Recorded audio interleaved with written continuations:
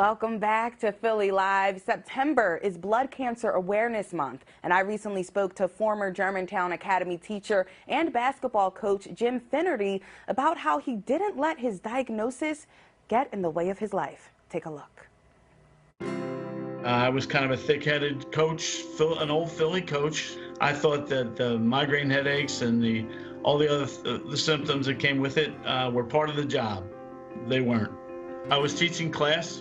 I went numb completely on my right side, and I just tried to keep on teaching, but luckily my daughter, Erin, was in the classroom, and she immediately started texting the nurses and everything. So they took my blood pressure and said, "Your blood pressure's off the charts, you're going to the hospital." And I said, "No, I have a game today, I have to take care of that." And they said, "No, we canceled the game, you're going to the hospital." And then when I went to the ER, they said, "Well, for some reason we can't get any blood out of your arm.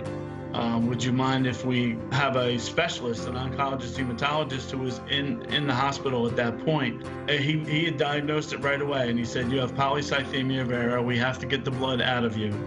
And so that was my first diagnosis. They released me on a Friday and said, "We're going to be treating you outpatient, but you can't be coaching." And on Saturday, it was senior day. I was just going to sit there and not coach. Sure enough, in the fourth quarter, I got up and started coaching. The next day, my family and I were at church, and the same thing happened again. And this time, I was rushed to the hospital, and I could see the worry on my family's face, and so I knew at that point that I had to take this really seriously, and so I did. I was a classic case of someone that rationalized and ignored symptoms.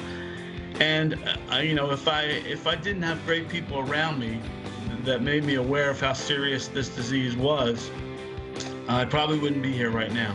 And I'm hoping that it's going to know that there are people out there that can really help you, and that if you just trust the science and you trust the doctors, I think that the key thing is you are not alone.